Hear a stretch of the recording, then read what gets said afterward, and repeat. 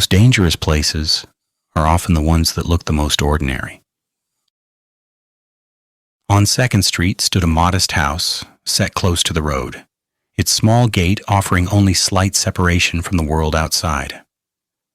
Nothing about it suggested notoriety, and yet, by the summer of 1892, what happened inside those walls would grip the nation, turning an unremarkable home into the most scrutinized address in America.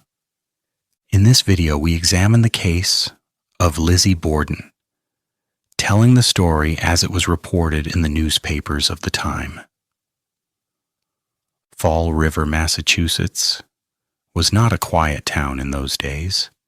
It was a city shaped by industry, its streets humming with the rhythm of textile mills and the constant movement of workers who had arrived from England, Ireland, and Portugal. Wealth existed here, but it was not always displayed openly. In Fall River, money could hide behind modest facades, and respectability was measured as much by restraint as by success.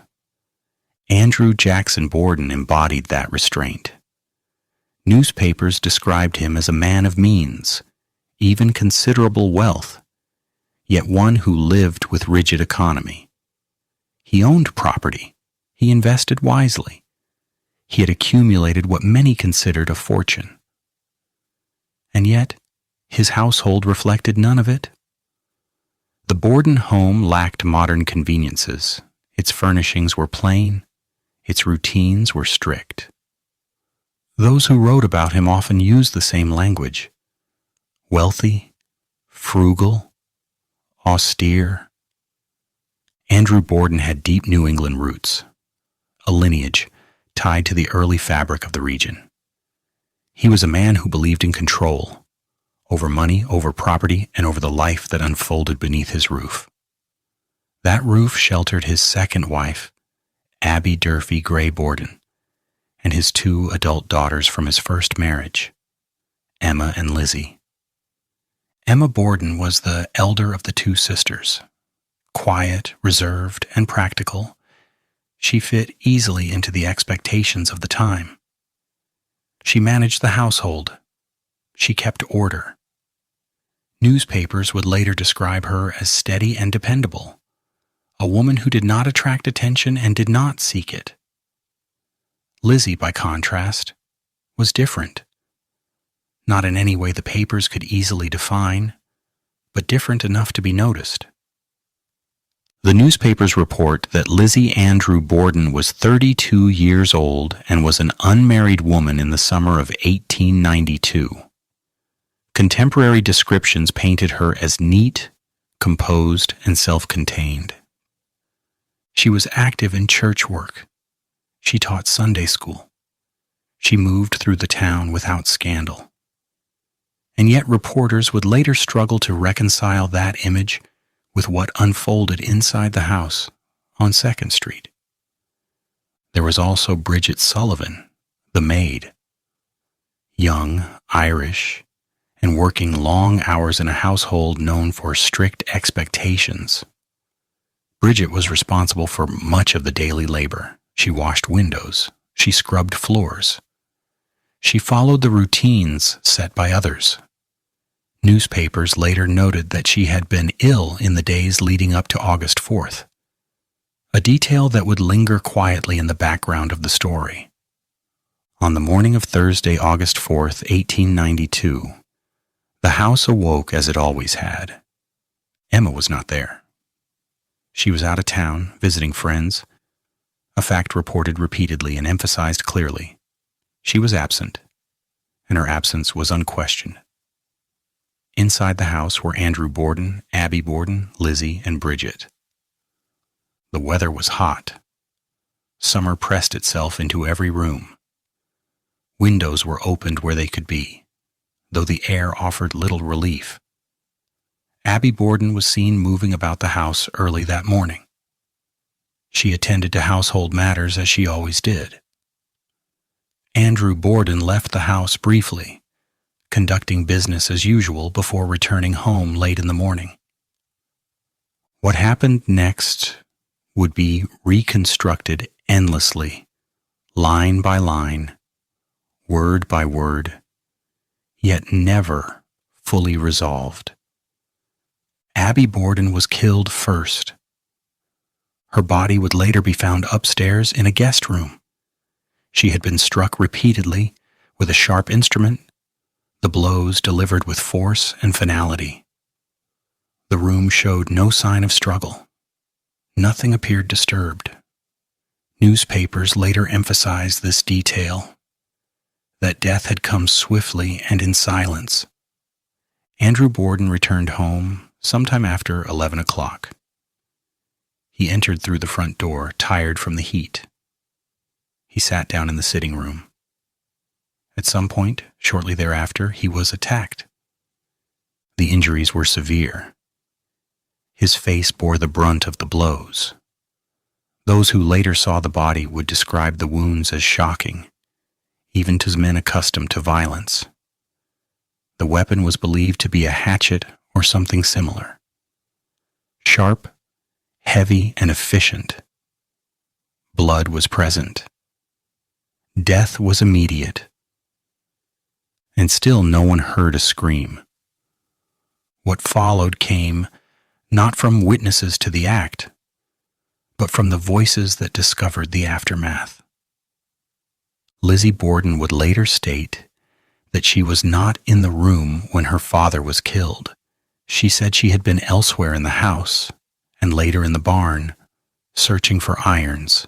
She described the barn as unbearably hot, a detail that appeared repeatedly in trial reporting. She said she felt ill. She said she returned to the house, heard a sound, a groan or perhaps a sigh, and went to see what it was. When she saw her father, she did not touch him. Instead, she called out to Bridget Sullivan.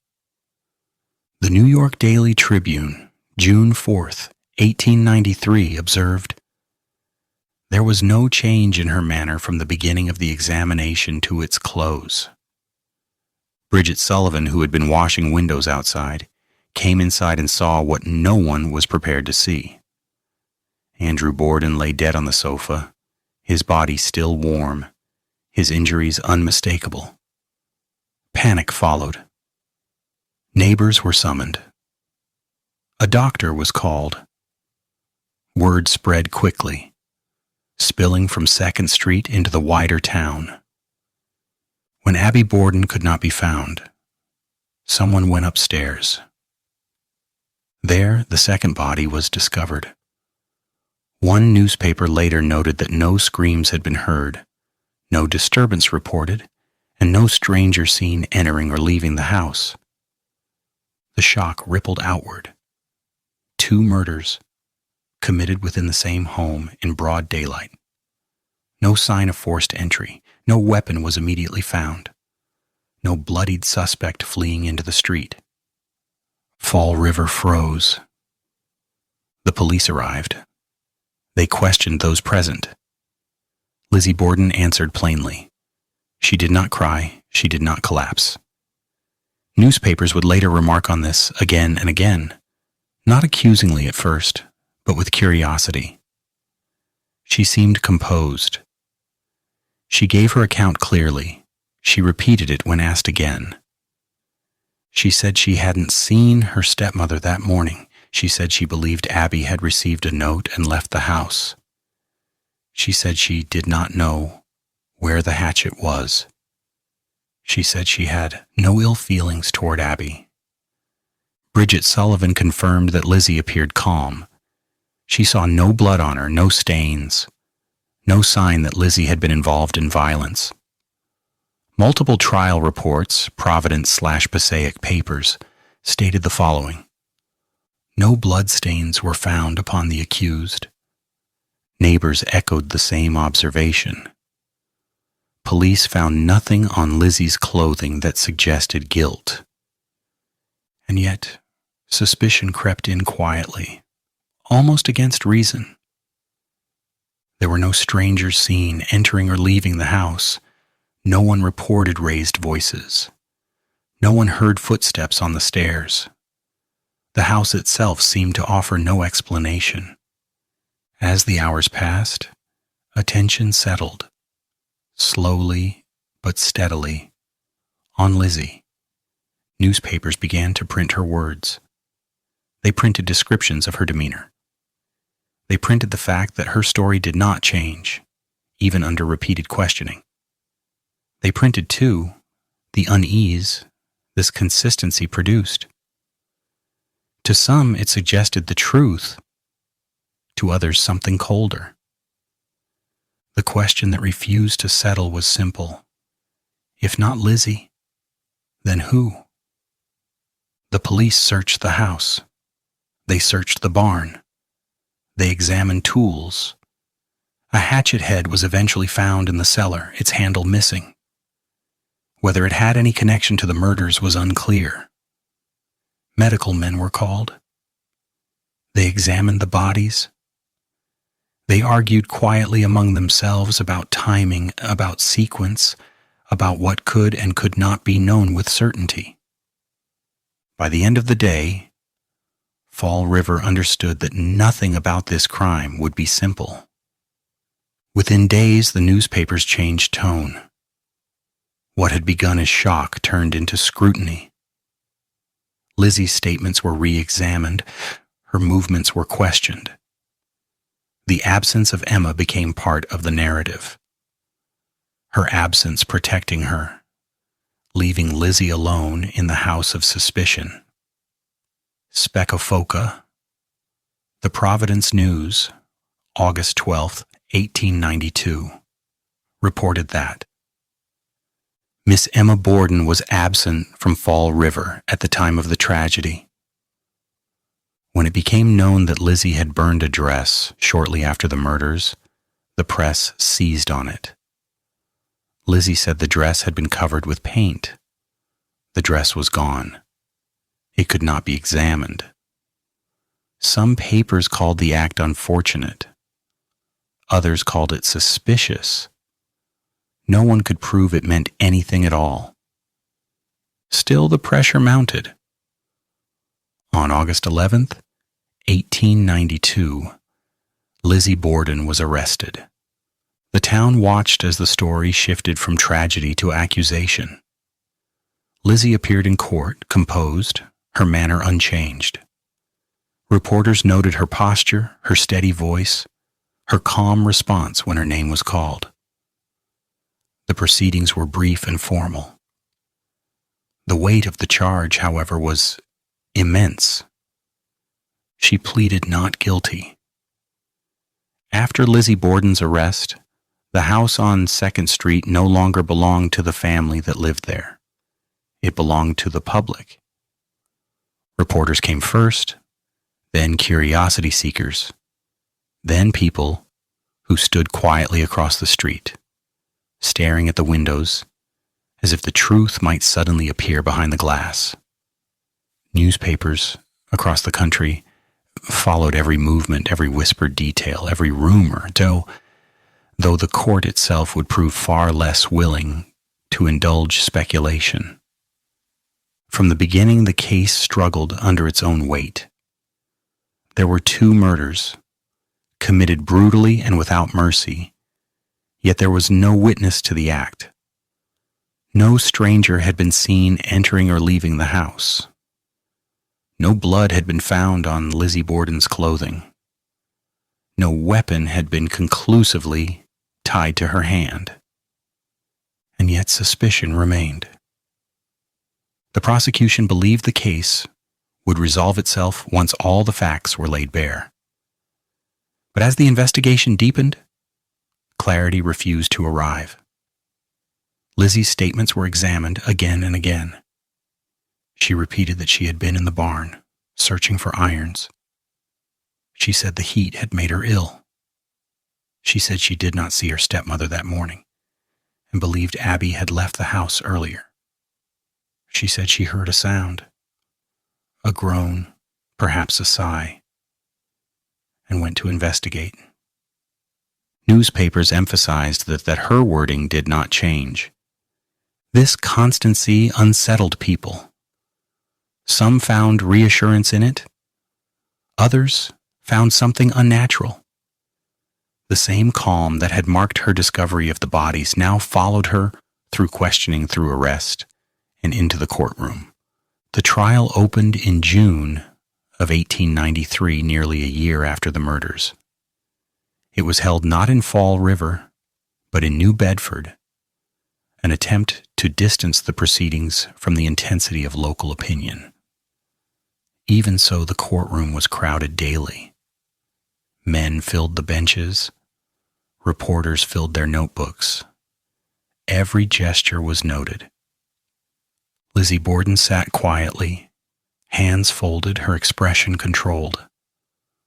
One newspaper observed that there was no change in her manner from the beginning of her examination to its close. She did not appear startled by accusation or softened by sympathy. She listened. She answered. She waited. The prosecution laid out its case piece by piece, careful and restrained. There was no claim of eyewitnesses because there were none. There was no dramatic revelation of a blood-stained weapon. Instead, the case rested on circumstance. Lizzie had been in the house, others had not. There was no sign of forced entry. The killings had occurred during a narrow window of time. The household was known to be tense. Andrew Borden was wealthy but rigidly economical, a man who controlled his money as tightly as his home.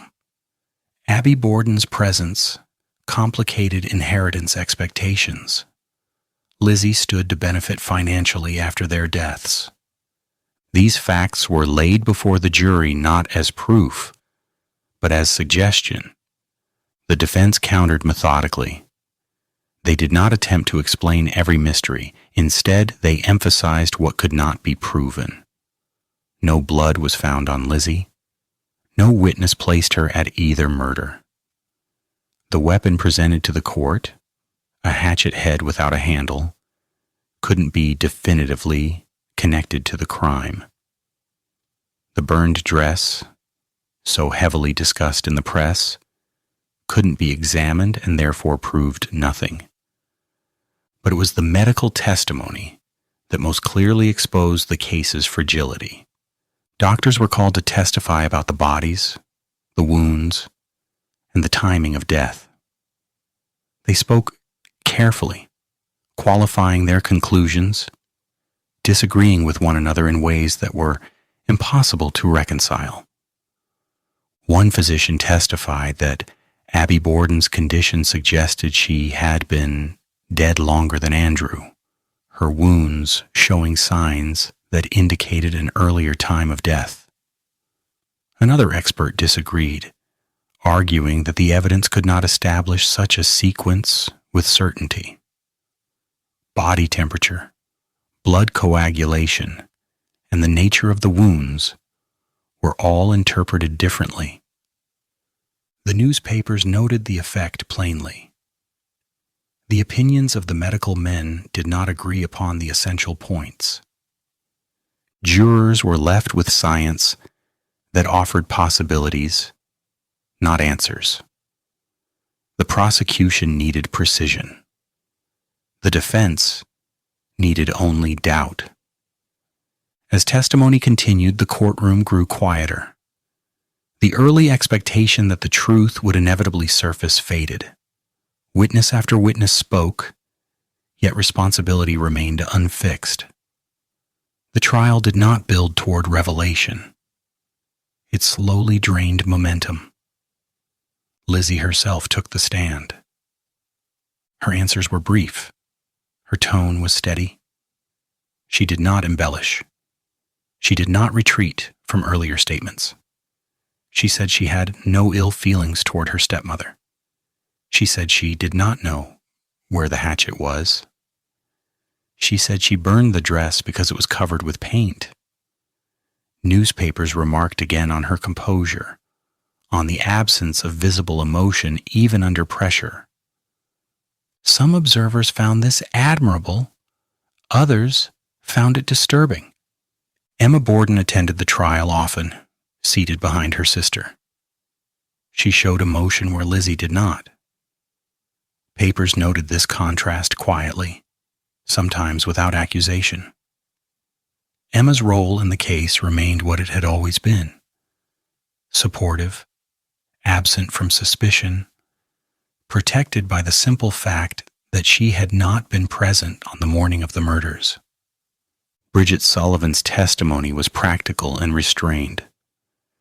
She described her illness, her chores, her shock at discovering Andrew Borden's body.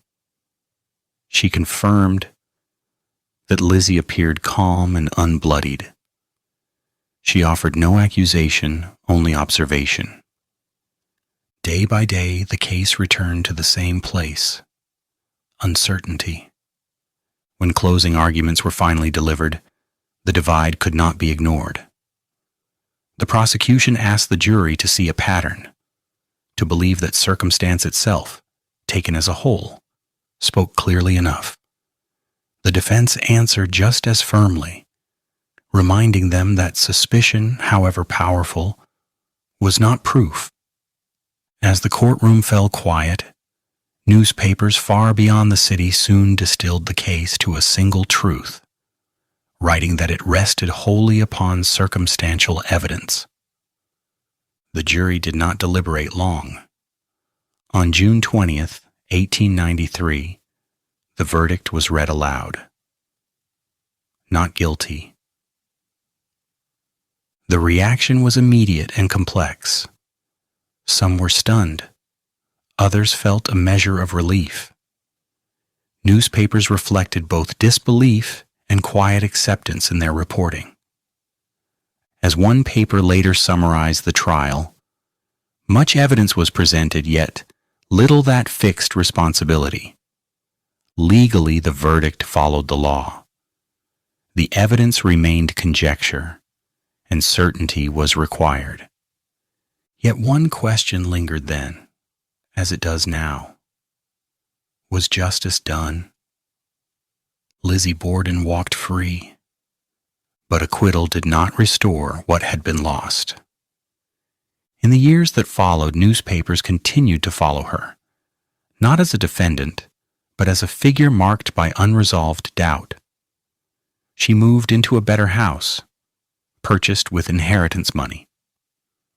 The contrast did not go unnoticed. Papers remarked on the irony. A woman cleared by the courts, living comfortably yet avoided by her neighbors. She was described as living quietly, then later as living alone. Invitations were not extended. Social doors remained closed. One later article would describe her as condemned not by law but by public opinion. Emma and Lizzie eventually parted ways. The sisters, once inseparable, became estranged. Newspapers hinted at disagreement, discomfort, distance. No explanation was confirmed. No accusation was made. The separation itself became another unanswered question. Lizzie's name did not fade with time. The Audubon Republican, published on April 24, 1913, described her fate as condemned by public opinion. Another newspaper stated cleared by the courts, but not by her neighbors. Decades later, articles still referred to her as a living reminder of the crime. She was framed as a woman suspended in history, neither convicted nor absolved in the public mind. When it was reported that Lizzie Borden had left a bequest of $2,000 to the Animal Rescue League of Washington, D.C., the detail immediately drew notice. The sum itself was substantial for the period. But what surprised readers most was the recipient. Newspapers described the gift as unexpected, noting that officials of the League did not know Lizzie personally. One report stated that no officer or friend of the organization had ever heard of her having any connection to Washington charities. The donation, coming from a woman long associated with notoriety rather than philanthropy, renewed public curiosity about her private life and finances, suggesting a quiet independence that existed alongside her enduring social isolation. In retrospective pieces, writers no longer promised answers. Instead, they reflected on the failure of every method that had tried to uncover the truth. Police investigation, legal process, medical science, all had ended where they began. The house on 2nd Street remained unchanged in memory. No secret passage was ever found. No confession ever emerged. No witness ever stepped forward to resolve what the court could not. And so the story settled into its final form, not as a solved crime, but as a question preserved. A woman acquitted by law, a town that never fully believed. A case built on silence, certainty denied by doubt, and a mystery that, even now, refuses to close. The story is based on the news reports. If you have additional information, please don't hesitate to share below. Thank you for watching.